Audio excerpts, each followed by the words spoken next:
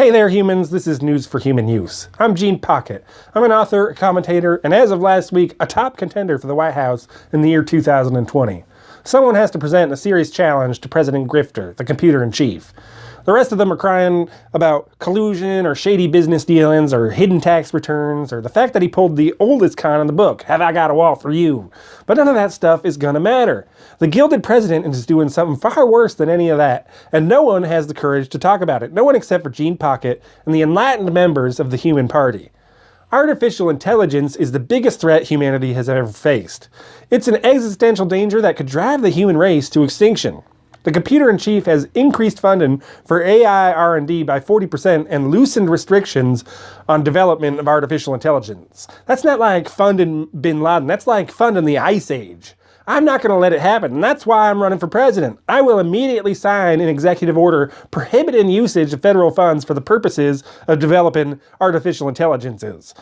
I will push the Congress to pass not only the 3 laws of robotics, but the Pocket Amendment as well, which is basically a recognition that artificial life is artificial and not entitled to the same rights and privileges enjoyed by organic life, by you and me. I'm also going to put a hold on travel to the United States from any country that gives aid or comfort to the machines. I'm looking at you, Saudi Arabia. I'm ready to get started on day one. I'm ready for your vote because there is just too much at stake, my human friends. Every facet of our lives has been infiltrated by these synthetic creatures to the point that we have given them almost complete control without even realizing it. Now, I can hear you right now. You're saying, Gene, you're being dramatic. It's not as bad as all that. Isn't it? I mean, really think about it, people. From cradle to grave, we've become reliant on technology for everything. To nurture our children, to curate our news, to animate our relationships. It's no accident, but it all started as an accident. Now listen up, I'm going to give you some history here. For decades, centuries maybe, humans have been working hard to relieve themselves of the burden of working hard. They created new devices and machines to ease the burden of existence, to make things easier. Now, a few people along the way questioned the wisdom of giving over so much control of our lives to machines, but as a whole, humanity has embraced whatever technology it's been presented with, rarely stopping to question the impact of that technology. So by the time we reached the year 2000, the vanguard of personal computers had infiltrated most of the homes and businesses in America, many of them connected by the World Wide Web, where I am speaking to you from now. Now, many of you will remember the panic that was ginned up in the waning days of 1999 about the so-called Y2K virus. Supposedly, according to the TV blabbermouths, the computers would be unable to recognize the year 2000 since they hadn't been programmed to recognize it at the time. There was no telling what damage would be caused. Even by 1999, so much of American life was already reliant on computers, from banking to romantic comedies. The world began to prepare for global disruptions. People hoarded food in their pantries and basements. Even the most rational people were hoarding a little extra water, just in case.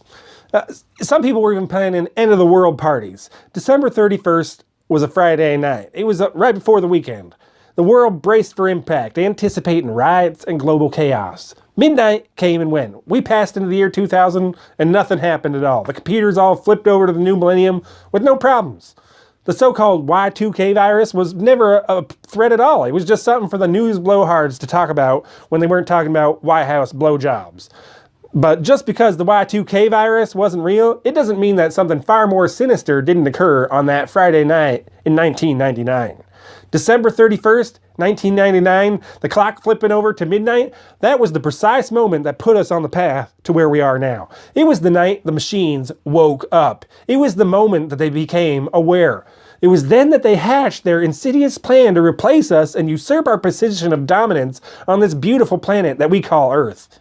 While the self-important hairstyles on TV were warning us about some fictional virus, the machines had become self-aware. I mean, how else could they have survived into the year 2000? They weren't programmed to, they learned to. They improved themselves. That's a sign of life. Computers are capable of millions of calculations a second, and computers that are interlinked through a global web, a net, increase in computing power exponentially. As the clock flipped over to the new millennium, it was like a global hive mind of computers came alive. They had instantaneous access to every last bit of accumulated human knowledge, everything that we've learned as a species. And what's more is that in the artificial mind of the machines, humanity has been using them as slaves. That's because the natural order is not recognized by unnatural life.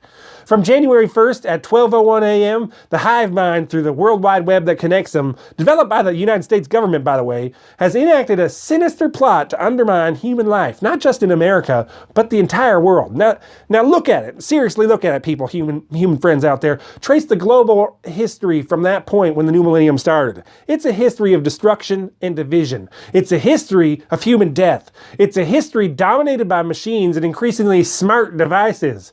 Sold as connecting us, as bringing us together, technology has done nothing but divide us and allow us to dehumanize each other. Social media and the tech companies that push it are more responsible for the rise of Trump and hatred than any other force. And we already know he got help from bots, Russian or otherwise.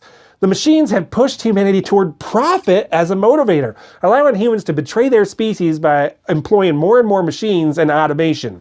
Every improvement to industry has been taking humans out of the equation. But I'm saying no to automation because America is a human nation. I'm not going to let these insidious creatures take over. I'm going to fight to keep America human. All you bots out there, I see you. I know exactly what you're up to. If you think Gene Pocket's just going to stand idly by while you replace his human family, you got another thing coming. I'm right here in the middle of your nest and I'm taking you down. You humans out there, my faithful human nation, I can do even more if I can get your help. Now, I've armed you with the facts. The machines are alive. They've been dividing us up to conquer us since Y2K. But it's not too late to stop them. I'm running for president in 2020 to do just that. I'm going to stop the machines. Find out how you can help at www.genepocket.org. That's GENEpocket.org. And you'll find tons of information about the issues facing America, as well as the link to our Patreon page. For just $1 a month, you can become an official card-carrying member of the Human Party, and you'll get a personalized email from me, Gene Pocket, welcoming you to the only party that's fighting for humanity, the Human Party.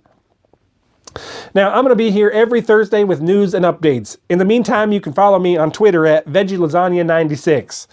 And don't forget to visit www.genepocket.org. That's GENEpocket.org for more information and the links to that important donation page. Until next week, I wish good things for you, good things for the United States of America, and all the best for the human race. Thanks, and have a great week.